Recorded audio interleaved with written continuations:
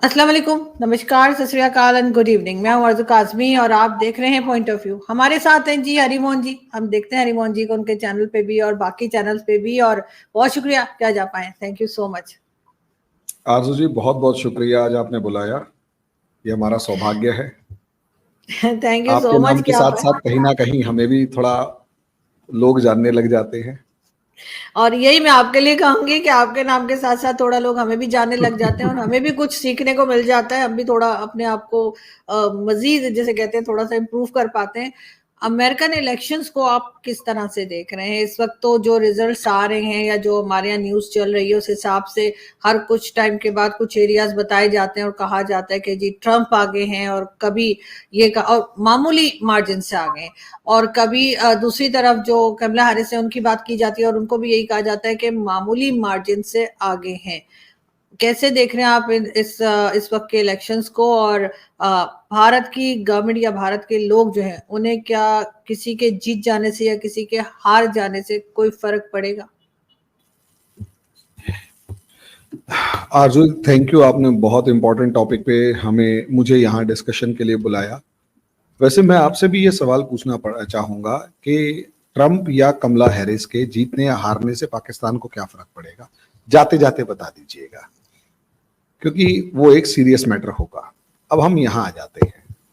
वैसे अगर हम देखते हैं कि ट्रंप और कमला हैरिस कभी कोई आगे कभी कोई आगे, मैं असलियत में अमेरिका के डाउनफॉल की एक लोवेस्ट लेवल की लड़ाई देख रहा हूं, जहां अमेरिका का जो इलेक्शन कैंपेन और इलेक्शन लड़ने का जो काला चेहरा है, वो अमेरिका के चमकते दमकते, जिसे कहते हैं, रुतबे के सामने लोगों को कभी दिखाई नहीं देता था। और पहली बार जो अंदर इलेक्शन में धांधली दिखाई देती है वो दिखाई दे रही है। पेपर से वोट पड़ रहे हैं, कोई भी आके वोट डालना चाहता है वो डाल सकता है। पेपर जो बैलेट बॉक्स है उसके अंदर आग लगी हुई नजर आती है। और जिस लेवल पर अपोजिशन कैंडिडेट को मारने के लिए उसके ऊपर 2 बार हमले हुए, वो सारे का सारा अमेरिका के चुनावों की, अमेरिका के इलेक्शंस के काले चेहरे को दिखा रहा है। जो अमेरिका दुनिया के अंदर इलेक्शंस के नाम पे सर्टिफिकेट बांटता फिरता है कि वहां धांधली हुई है और वहां नहीं हुई है। भाई, माना गया बांग्लादेश में धांधली हुई है, लेकिन यह भी माना गया कि पाकिस्तान में तो कुछ हुआ ही नहीं है। छोटी मोटी वारदात के अलावा, छोटी मोटी घटनाओं के अलावा कुछ हुआ ही नहीं। इंडियन इलेक्शंस को फ्रॉड करार दे दिया जाता अगर मोदी जी 400 पार पहुंच जाते। ये तो शुक्र है ऊपर वाले का कि 400 पार ना पहुंच के कांग्रेस को भी 99 सीट्स आई। मिला भी तो बोल ना पाए, लेकिन खुश भी ना हो पाए। अपोजिशन भी ठीक ठाक आया, लेकिन कुछ कर नहीं पाया। बीजेपी कमजोर हुई, लेकिन इतनी कमजोर नहीं हुई कि बहुत ज्यादा। वरना अगर 400 पार या 300 पार या 350 के करीब बीजेपी की सीट्स होती, आरजू जी, मैं गारंटी से कह सकता हूं, मोदी जी की इस सरकार को अमेरिका अब तक डिनाउंस कर चुका होता और साफ कह चुका होता कि ये सरकार गलत है, मैं इसे सपोर्ट नहीं करता, चुनावों में धांधली हुई है, ईवीएम मशीन जो है वो फ्रॉड है।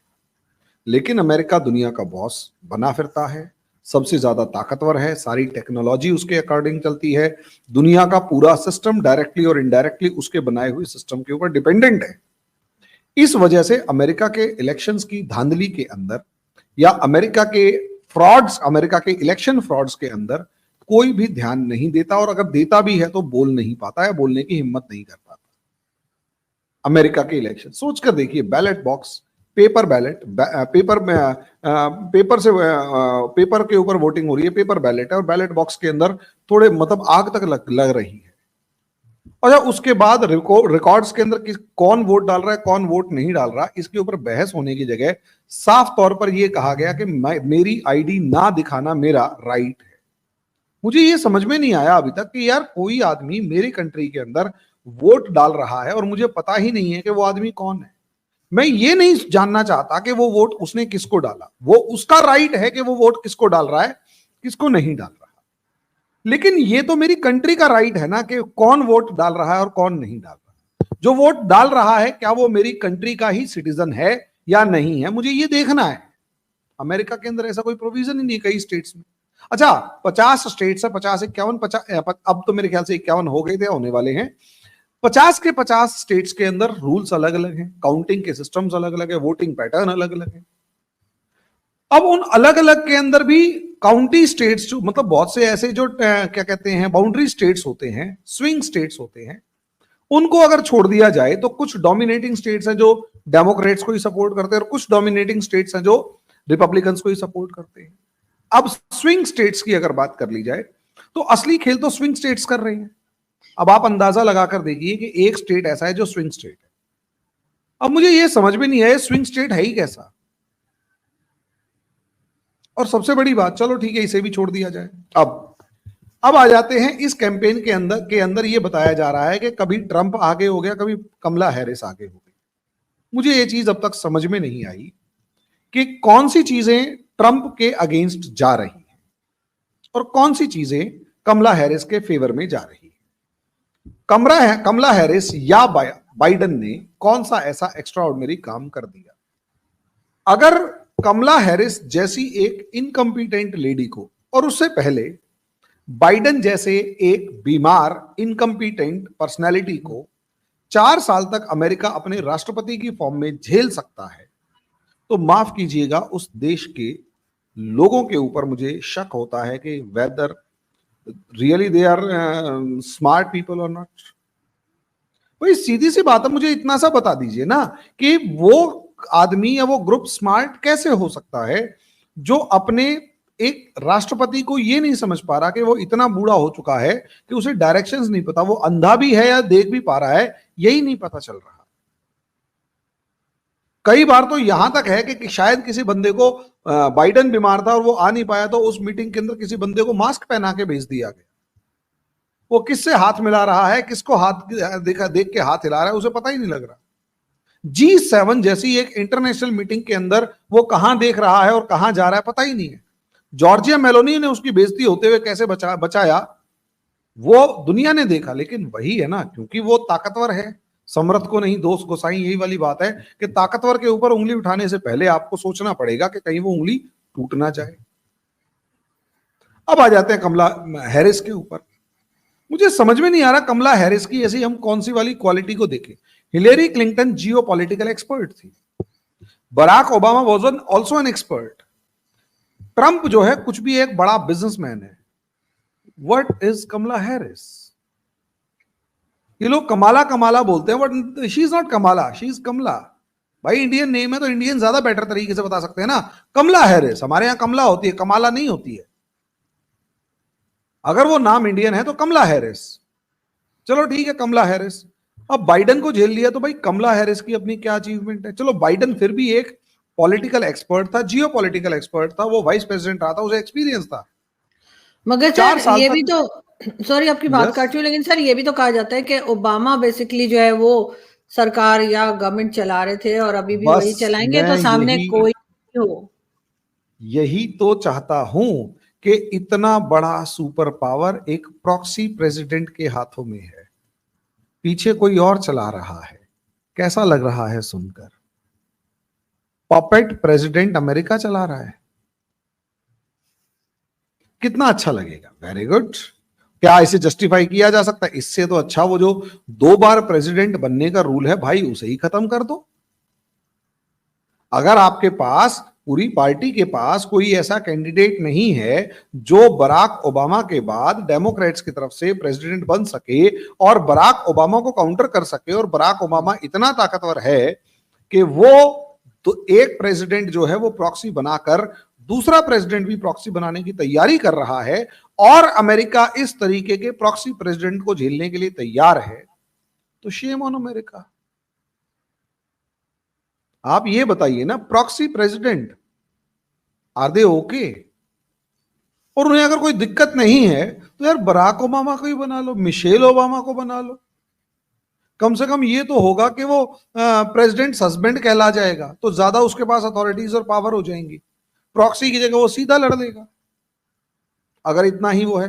कमला हैरिस ही क्यों, और इतनी प्रॉक्सी क्यों, और इतनी इनकम्पिटेंट क्यों? तो भाई मैं एक कंट्री, खासकर अमेरिका जैसे कंट्री को अगर इतनी धांधली होती तो माफ कीजिएगा, ऐसे कंट्री का जो फ्यूचर है वो ज्यादा मैं ब्राइट नहीं देख पाता। अब इसका नेक्स्ट पार्ट, ट्रंप जो है उसके बारे में कुछ भी है, ही इज अ बिजनेसमैन,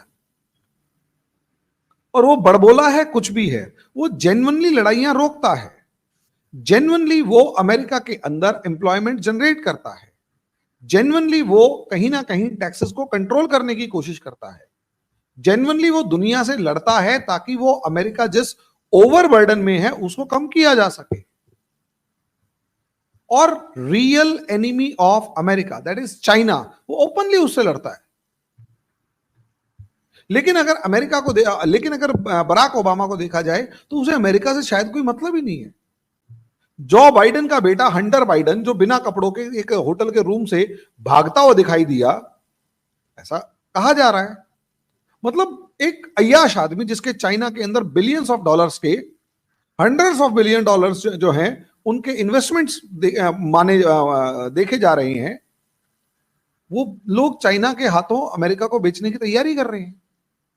अगर बीच में ट्रंप नहीं आता तो चाइना का जो ड्रैगन है वो 2020 तक या 2024 तक इतना बड़ा हो चुका होता था कि उसे कंट्रोल कर पाना नेक्स्ट टू इम्पॉसिबल होता। वो तो ट्रंप आ गया और ट्रंप ने अमेरिका की प्रॉब्लम्स को जेन्युइनली रिकॉग्नाइज करके उनके ऊपर एफर्ट्स करना शुरू किया और पूरी की पूरी दुनिया को बताया कि असलियत में यहां प्रॉब्लम कहां पर है और अमेरिका की प्रॉब्लम किस वजह से क्रिएट हो रही है। अगर ट्रंप नहीं आता तो बाइडेन और बराक ओबामा ये तो मिलकर अमेरिका को चाइना का गुलाम बना चुके होते, क्योंकि आज तक के रिकॉर्ड में निक्सन के बाद अमेरिका का सबसे बड़ा एजेंट अगर कोई है तो बराक ओबामा है, जो अमेरिका के अंदर एस्टेब्लिश्ड कंपनीज को बार बार समझा रहा था कि जाके चाइना के अंदर ट्रेड करो, चाइना जाओ, चाइना में इन्वेस्टमेंट करो। सबसे बड़ा एजेंट था। जो बाइडेन का बेटा हंटर बाइडेन, वो भी एजेंट है चाइना के अंदर इन्वेस्टमेंट का। अगर ये कोरोना वायरस नहीं आता तो आई कैन गारंटी पूरे के पूरे चाइना के अंदर अमेरिका की इन्वेस्टमेंट बहुत स्ट्रांगली होती और ये एप्पल से लेकर जितनी भी कंपनीज हैं ये कंगाल होकर बाहर निकलती, क्योंकि चाइना इन सब की टेक्नोलॉजी से लेकर सब चीजें छीन चुका होता और इनके पास कुछ बचता ही नहीं। और इंडिया को ये लोग कभी ग्रो करने नहीं देते। अब आ जाते हैं इंडिया किसके साथ कंफर्टेबल है। इसमें कोई दो राय नहीं है, India is quite comfortable with Trump. थोड़ा सा एरोगेंट है, हैर्श लैंग्वेज यूज करता है, थोड़ा बदतमीज भी ज्यादा है, लेकिन इतना पक्का है, स्ट्रेट फॉरवर्ड है, मुंह पे बोलता है कि ये है और ये नहीं है।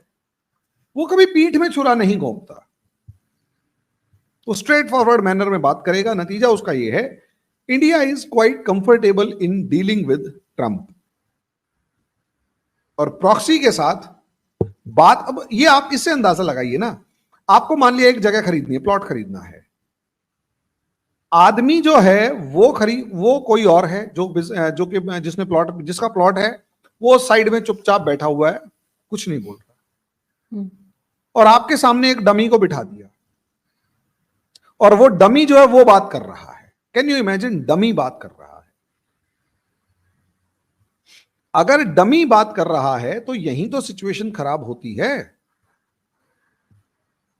अगर डमी बात कर रहा है तो सिचुएशन यही खराब हो रही है कि डमी क्या है, डमी यही तो मतलब डमी जो है वो असलियत में वो ही बोलेगा जो पीछे बैठा हुआ बंदा होगा और अपने अकॉर्डिंग डील कर रहा होगा। और आप उससे जो मर्जी मजबूत डील कर ले, कुछ भी कर ले, उसका कोई असर नहीं होगा, क्योंकि पीछे वाला अगर कहेगा नहीं करना तो वो चुप होकर कह देगा नहीं करना, काम खत्म।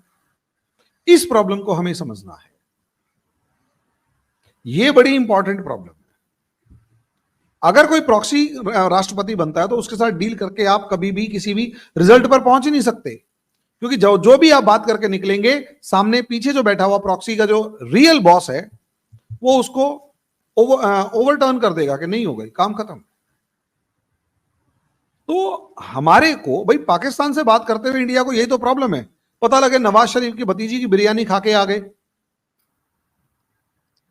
और जो पीछे बैठा हुआ बंदा है, जो रियल पावर जिसके हाथ में, वो नाराज हो गया कि आया कैसे।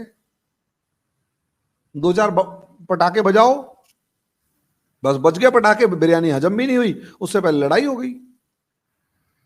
तो ये प्रॉक्सीज जो हैं उनसे डील करना मुझे तो नहीं लगता कि किसी भी गवर्नमेंट के लिए इजी होगा। और जिस डीप स्टेट कंसेप्ट को हम लगातार दुनिया में देख रहे हैं वो यहां पर दिखाई दे रहा है। तो भाई एक पूरा कंट्री अगर डीप स्टेट के हाथ में है और वो डीप स्टेट पूरी दुनिया को गुलाम बनाना चाहता है, पूरी दुनिया की पॉलिसीज को डिसाइड करना चाहता है, तो माफ कीजिए, हम ऐसी कंट्रीज के साथ काम नहीं कर सकते। इससे अच्छा ट्रंप है। और दूसरी बात, ट्रंप के राज में ही तो 370 हटा, ट्रंप के राज में ही हमने इतने बड़े बड़े कांड कर दिए कि दुनिया आज भी, और सबसे बड़ा फायदा ट्रंप के राज में हुआ इंडिया को। तो कुछ भी है, वो हार्ले डेविसन के टैक्स के ऊपर लड़ाई कर सकता है कि हार्ले डेविसन का टैक्स इंडिया ने 400% कैसे किया, लेकिन कम से कम वो अगर वेपन्स बेच रहा है तो दे रहा है। अगर इंडिया को वेपन्स चाहिए तो वो दे रहा है। अगर इंडिया को जीई के इंजन चाहिए तो वो बनाने के लिए परमिशन वो दे रहा है। इंजन्स वादा किया वो पूरा कर रहा है। यहां वादा करने के बाद बात ही नहीं करते, डेट्स को आगे बढ़ा रहे हैं। इंडिया फ्रस्ट्रेटेड है। वो तो हमारी गवर्नमेंट जो है वो समझदार है, वरना अब तक तो ये जो बाइडेन की गवर्नमेंट या डेमोक्रेट्स की गवर्नमेंट है, ये तो इंडिया को बहुत नुकसान पहुंचा चुकी होती है और शुरू से पहुंचाया है। तो मुझे तो ऐसा लगता है कि ट्रंप जो है वो इंडिया के लिए ज्यादा बेनिफिशियल रहेगा। अगर कमला हैरिस आती है तो इसका मतलब यह है कि रेजिम चेंज नहीं हुआ। जिस तरीके से 2021 से लेकर 2024 के बीच में 20 जनवरी 21 के बाद आप इससे अंदाजा लगाइए ना, 27 महीने तक इंडिया के अंदर कोई एम्बेसडर नहीं भेजा अमेरिका ने। Can you imagine? बाइडेन के प्रेसिडेंट बनने के 27 मंथ्स तक इंडिया के अंदर अमेरिका ने अपना कोई एम्बेसडर नहीं भेजा, जबकि इंडिया को वो बहुत स्ट्रांग अलाय, क्वाड पार्टनर, न जाने क्या क्या बोलता रहता है। और भेजा भी किसको? एरिक गारसेटी, जो कंट्रोवर्शियल पर्सनैलिटी है। और इस एरिक गारसेटी को भेजने के लिए 2 साल तक इंतजार किया। इसका मतलब the intentions of these democrats are not good for India. लेकिन सर, जो दावे करते रहे इलेक्शन से पहले डोनाल्ड ट्रंप खास तौर पे कि जी मैं तो इलीगल इमिग्रेंट्स जो हैं उनको रोक दूंगा, जो आ गए हैं उन्हें बाहर निकाल दूंगा, किसी और को आगे, जो बॉर्डर्स हैं वो भी सील हो जाएंगे या फेंसेस हो जाएंगी, कर पाएंगे या एक पॉलिटिकल स्टेटमेंट है? देखिए क्या होता है ना, एक काम की शुरुआत ही नहीं हो रही और एक काम की शुरुआत हो रही है। फर्क ये होता है, एक आदमी ने बॉर्डर इतना खोल रखा है कि रोज के रोज उनके यहां 8-10 हजार घुस जाते हैं डेली, और एक आदमी ने एफर्ट किया, बहुत सारे रास्ते बंद किए, वो 10,000 को 2,000 तक ले आया या 1,000 तक ले आया। इसका मतलब काम हुआ है। और जो इलीगल माइग्रेंट्स पाकिस्तान मतलब अमेरिका के अंदर एंटर करके उन्हें बाहर निकाल नहीं पा रहा, लेकिन कम से कम उसने बाहर से आने वालों का रास्ता बंद कर दिया और 2-4-10 को निकालकर इतना शोर मचा दिया कि बाकी सारे डर रहे हैं कि पकड़े गए तो उठा के बाहर फेंक दिए जाओगे। तो कई बार क्या होता है, डर जरूरी है। अगर वो डर बिठा दिया तो प्रॉब्लम भले ही जो क्रिएट हो चुकी है, जो आ चुके हैं, उन्हें आप नहीं भगा पा रहे। कहां भगाओगे ये तुम्हें खुद ही नहीं पता, क्योंकि वहां पासपोर्ट फाड़ के फेंक देते हैं और गूंगे बन के बैठ जाते हैं कि कौन से कंट्री से हो पता नहीं बता रहे। ये वहां पॉलिसी है जहां तक मुझे पता है। और अगर ऐसा है तो इसका सीधा मतलब यह है कि कहीं ना कहीं अमेरिका को प्रॉब्लम होती है, तो भगा तो सकते नहीं, क्योंकि पूरी दुनिया उनके अगेंस्ट हो जाएगी। और जिन स्टैंडर्ड्स पे अमेरिका चलने की कोशिश करता है, वही स्टैंडर्ड्स पे अमेरिका खुद फेल होता हुआ नजर आएगा। जिन स्टैंडर्ड्स पे दुनिया को नापता है, उन्हीं स्टैंडर्ड्स पे खुद फेल हो जाएगा, तो अमेरिका की प्रॉब्लम होगी। तो वो क्या करेगा? ट्रंप भले ही सबको नहीं निकाल पाए, लेकिन 2-4, 10, 50, 100, 200, 500, 1000, 2000 निकाल कर अगर ढोल पीट देगा तो दुनिया में एक मैसेज जाएगा कि अगर वहां गए तो वहां तो लोगों को भगाया जा रहा है। तो कम से कम नए जो इमिग्रेंट्स हैं वो नहीं घुस पाएंगे। एक तरफ रास्ता बंद कर दिया, रही सही कसर जो हैं उनको भगाने की धमकी दे रहे हो, उनके ऊपर क्लोज वॉच रख रहे हो उनको। अब जैसे बाइडेन ने एक बात कही थी कि जितने भी इलीगल इमिग्रेंट्स हैं उनको मैं रेगुलराइज कर दूंगा। What the hell was that? अब आपने क्या किया? जितने भी इलीगल इमिग्रेंट्स हैं उनको रेगुलराइज कर देंगे। इसका मतलब आप अमेरिका के अंदर रहने वाले जितने भी लोग हैं उनकी परवाह नहीं करते। और मुझे तो ये समझ में नहीं आता अमेरिकन इस चीज को अपोज क्यों नहीं करते। हमारे यहाँ रोहिंग्या और बांग्लादेशी एक इशू है, बहुत। कांग्रेस गवर्नमेंट थी वो रोहिंग्या और बांग्लादेशी के मामले में बात ही नहीं करती थी। आ रहे हैं आने दो, उनका तो वोट बैंक था। अब बीजेपी आई है, उन्होंने सारे बांग्लादेशी नहीं भगाए, लेकिन रूल बना के ये कह दिया सिटीजनशिप उसी को मिलेगी जो इस कैटेगरी में आता है, जिससे वो सीए एनआरसी प्रोटेस्ट हुए थे। रूल बना के ये कह दिया कि अगर आप पकड़े गए तो बेटा लात मार के ऐसे बाहर निकालोगे, और कहीं ना कहीं बॉर्डर सिक्योर करने की कोशिश की गई। नतीजा क्या हुआ? नतीजा ये हुआ, डिमोरलाइज हुए वहां से आने वाले लोग, बीएसएफ एक्टिवेट हो गई और अब ढूंढे जा रहे हैं, उनके पीछे पड़ा जा रहा है। पता लगा हमारे यहाँ एक आधार केंद्र था, आधार सेंटर था, जहां पर आधार कार्ड के लिए ऑनलाइन एप्लीकेशन भेजी जाती थी। एक छोटे से गांव जिसकी पॉपुलेशन 2000 है, वहां का जो आधार का जो होल्डर वाला है, उसने 19,000 आधार कार्ड बना दिए, सारे बांग्लादेशी रोहिंग्या। पकड़ा गया, कांग्रेस राज में पकड़ा ही नहीं जाता।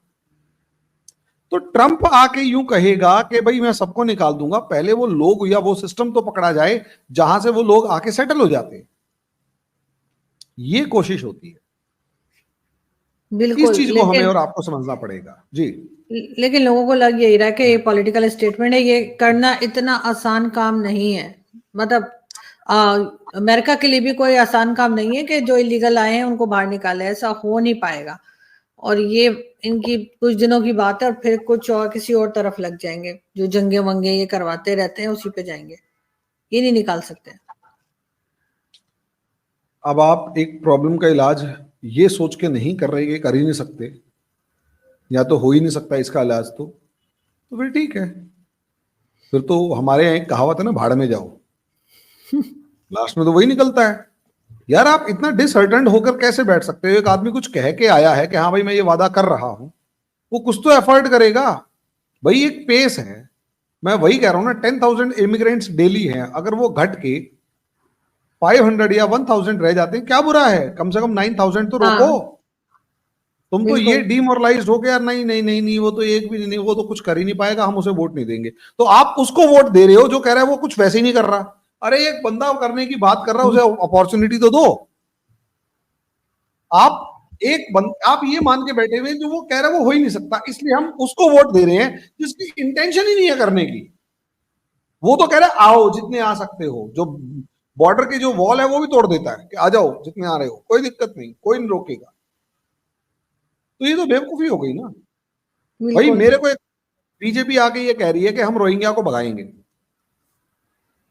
ठीक है। अब मैं ये कहूं नहीं नहीं रोहिंग्या को कोई नहीं भगा सकता, बीजेपी जो है कुछ कर नहीं पाएगी, इसलिए मैं कांग्रेस को वोट दे देता हूं। तो कांग्रेस क्या करेगी? रोहिंग्याओं को कहेगी आओ स्वागत है तुम्हारा। और पता लगा जम्मू कश्मीर में डोडा के अंदर पाकिस्तान बॉर्डर के ऊपर बिठा दिए, और वो पाकिस्तान बॉर्डर के ऊपर इंडियन साइड से फोटो खींच खींच के पाकिस्तानियों को भेज रहे हैं, और ड्रग्स कार्टेल का हिस्सा बन गए 4,000 रोहिंग्या। तो मेरे लिए तो जो गवर्नमेंट वादा कर रही है कि हम कुछ करेंगे, उसको वोट देना है ना, ताकि कुछ तो हो। अभी तो कुछ भी नहीं हो रहा और अब बर्बाद हो रहा है। कम से कम बर्बादी रुके तो सही, खत्म नहीं होगी तो रुके तो सही। प्रॉब्लम ये है। तो ये जो लोग कह रहे हैं ना कि हो नहीं सकता हो नहीं सकता, मैं इस चीज में एग्री नहीं करता। शुरुआत तो करो, 2 4 10 50 100 को भेजना शुरू करोगे, उसमें फ्लॉज आएंगे, फिर उसे इंप्रूव करो, और फ्लॉज आएंगे उसे इंप्रूव करोगे। एक बार आपका सिस्टम परफेक्ट होगा, परफेक्ट होने के बाद आप जो हैं वो इलीगल इमिग्रेंट्स के ऊपर दबाव बना सकते हो। बाहर से आने वाले लोगों में डर होगा कि अगर तुम आ गए तो बाहर भगा दिए जाओगे, और हो सकता है अगली बार तुम्हारे को पनिशमेंट दे दी जाए, जेल में डाल दिया जाए। डर ही नहीं है इमिग्रेंट्स को, इलीगल इमिग्रेंट्स को। और हाँ ना, वही तो। पहले क्या होता था? पहले पढ़े लिखे लोग जाते थे। अब प्रॉब्लम ये है वो पढ़े लिखे लोग की जगह अपने अपनी कंट्री जो सबसे ज्यादा छटे हुए गुंडे, बदमाश, नशेड़ी, गंजेड़ी, बंगेड़ी जितने भी, वो सारे पहुंचे हुए होते हैं और वहां जाकर ड्रग्स का बिजनेस कर रहे हैं, दंगे कर रहे हैं, इनकी लड़कियों को उठा के ले जाते हैं, ग्रूमिंग गैंग की तरह काम करते हैं। तो सल्तन से जुदा के नारे लगाते हुए या अल्लाह अकबर का नारा लगाते हुए 2 4 की गर्दनें काट देते हैं। उसके बाद कहते हैं oh my God, radicalism is going on. अच्छा, उसे जस्टिफाई नहीं कर पाते तो कहते नहीं ये तो इंडिविजुअल का काम था। अरे चाचा, वो माइंडसेट है। वो अपने भी देश में गुंडा था और वो तेरे देश में भी गुंडा ही कर रहा है, और तू उसको अपना मतलब सगा समझ के बचा रहा है। तो तुम बेवकूफ हो ना भाई। जितने खालिस्तानी अमेरिका ने पाल रखे हैं वो सारे यही तो हैं। हमारे यहाँ के ड्रग्स कार्टेल या ड्रग्स स्मगलर्स हैं जो वहां जाके बैठे हुए हैं, और अमेरिका कह रहे हैं ना जी ये तो साढ़े पुत्र रहेंगे ने। तो वो जो पुत्र और ये तो फ्रीडम ऑफ स्पीच है, वो ये भी कहते हैं कैनेडियन। हाँ, अभी ये फ्रीडम ऑफ स्पीच में हिंदुओं को मरवाएंगे, हिंदुओं का जेनोसाइड करवाएंगे बांग्लादेश वो कनाडा के अंदर। और वो ये कहेंगे हिंदुओं को कि ये प्रोटेस्टर्स से इसलिए पिटाई हो रही है इनकी। मतलब अब सोचकर देखिए ना, हिंदूज को जानबूझकर प्रोवोक करके उनको मरवाने की तैयारी करवाई जा रही है, और उसको जस्टिफाई कैसे करेंगे कि these Hindus were disrupting the traffic, therefore we have to deal with heavy hand to them. सही है, तो लोगों को ट्रेन हमारा अमेरिका में रखा हुआ है, वो वापस आना शुरू हो जाएगा, तो हम थोड़े दिन तो परेशान रहेंगे, उसके बाद जब खड़े होंगे ना, तब इन्हीं को समझ में आएगा कि हम क्या कर गए। इनको समझ में आना चाहिए। जो सीईओ यूरोपियन और अमेरिकन कंपनीज के बने हुए हैं, वो यहां आके अपनी अगर कंपनी खोलना शुरू कर देंगे तो टेंशन अमेरिका और यूरोप को ही होनी है,